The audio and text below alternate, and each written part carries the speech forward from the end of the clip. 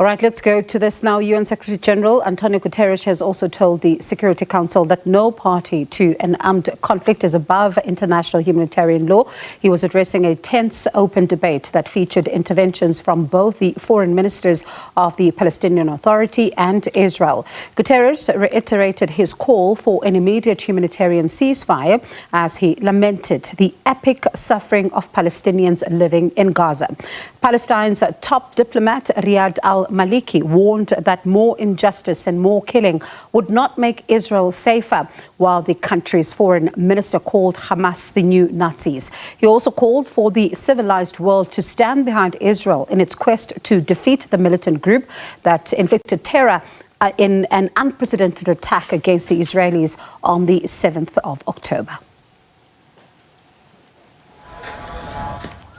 Guterres warned that the situation in the Middle East was growing more dire by the hour, and despite a trickle of aid into the Gaza enclave, he insisted that only a humanitarian ceasefire would do, as he argued that wars had rules. It is important to also recognize the attacks by Hamas did not happen in a vacuum. The Palestinian people have been subjected to 56 years of suffocating occupation. They have seen their land steadily devoured by settlements and plagued by violence, their economy stifled, their people displaced, and their homes demolished. Their hopes for a political solution to their plight have been vanishing. But the grievances of the Palestinian people cannot justify the appalling attacks by Hamas, and those appalling attacks cannot justify the collective punishment of the Palestinian people. After killing more than 1,400 Israelis, Hamas still holds more than 200 hostages despite the release of 4 to date. While the number of dead in Gaza nears 6,000, 62% of those women and children. While those internally displaced has swelled to 1.4 million, more than 50% of the entire population of Gaza. Our freedom is the condition of shared peace and security. You have all spoken of the Palestinian people's legitimate grievances, addressing them, of their legitimate aspirations, help achieving them, of their right to self-determination, support its realization. For those actively engaged to avoid an even greater humanitarian catastrophe and regional spillover, it must be clear that this can only be achieved by putting an immediate end to the Israeli war launched against the Palestinian people in the Gaza Strip. Stop the bloodshed. There is no amount of humanitarian aid that can address the situation if more death, destruction, and devastation are imposed on our people in Gaza. There is no way to contain underlying tensions in our region if that reality does not change. Israel's top diplomat called for the council meeting to conclude with a message that all the hostages should be unconditionally returned home, as he warned that the UN would have no moral justification to exist if it didn't stand by the basic values described in the organization's charter. Hamas are the new Nazis, just as the civilized world united defeat the Nazis, just as the civilized world united to defeat ISIS. The civilized world has to stand united behind Israel to defeat Hamas. This war was imposed on us. It's not only Israel's war. It is the war of the free world. I hear the call for proportionality. I hear the calls, as said Lynn before, for a ceasefire. Tell me, what is a proportionate response for killing of babies, for rape women and burn them, for beheading of a child? How you can agree to a ceasefire with someone who swore to kill and destroy your own existence? How? The proportional response to October 7 massacre is a total destruction a total destruction to the last one of the Hamas. Mr. President. The U.S. Secretary of State continued Washington's delicate dance between Israel's right to defend itself and the needs of Palestinian civilians on the ground. Every one of us has a responsibility in defeating terrorism. Second, we all agree on the vital need to protect civilians. As President Biden has made clear from the outset of this crisis, while Israel has the right, indeed the obligation, to defend itself, the way it does so matters. We know Hamas does not represent the Palestinian people, and Palestinian civilians are not to blame for the carnage committed by Hamas. Palestinian civilians must be protected. That means Hamas must cease using them as human shields. It's hard to think of an act of greater cynicism.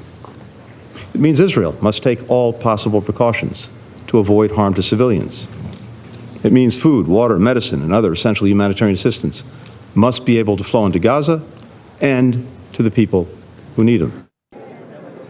It's unclear when a U.S. draft resolution on humanitarian pauses in Gaza will be put to a vote after days of deliberation, while the Council open debate continues.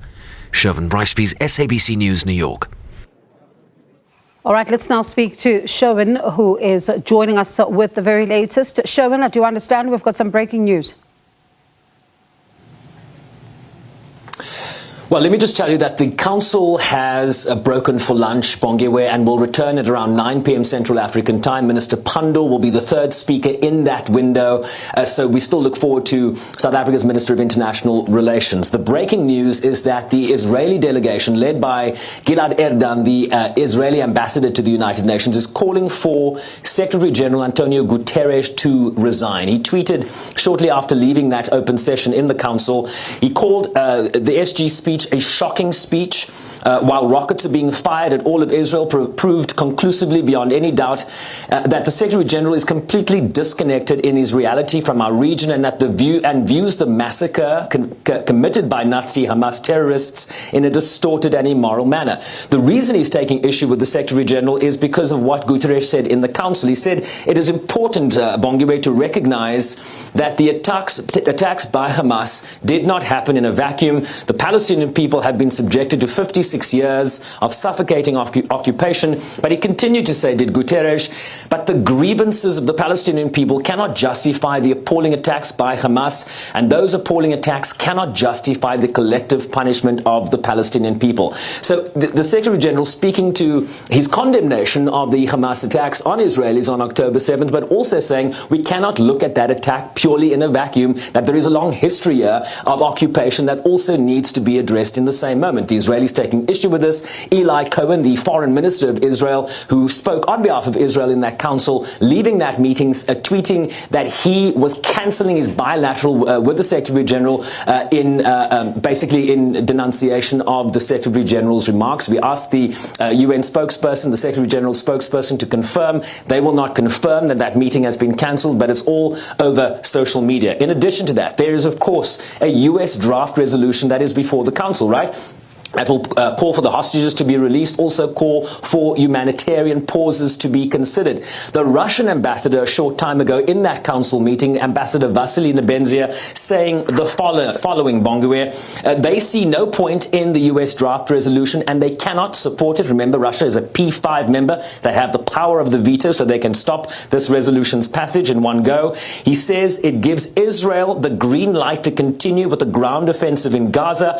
Russia has a new draft calling for a swift and unconditional ceasefire that builds on the best elements of UN Security Council members so far. He says that they will put their draft to a vote after the US draft if Washington refuses to withdraw theirs. We, of course, history is our guide. The Russians put a draft to a vote early last week. That failed with only 5 votes in support. So P5 members, including the United States, didn't even have to deploy a veto because Russia didn't get the requisite 9, the minimum 9 votes for a resolution to pass. In addition to that, we have just heard from the United Nations that 20 humanitarian trucks that were due to cross the Rafah border crossing from Egypt into Gaza today have not made the journey into Gaza.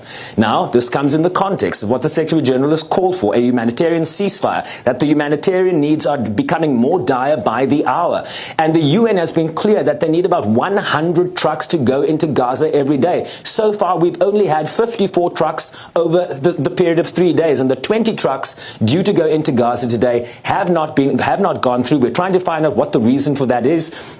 The UN spokesperson is saying they hope those trucks can go in tomorrow. But remember, only 4% of needs are being met so far by the humanitarian aid that has been allowed to enter the enclave. The UN insisting they need a humanitarian ceasefire. They need regular humanitarian corridors because the need is so great in Gaza. And this is just a trickle in the ocean in terms of what has been able to be taken into Gaza. So lots happening, a very fluid situation. We're swimming, breaststroke, backstroke, the butterfly. It's all happening in the pool right now.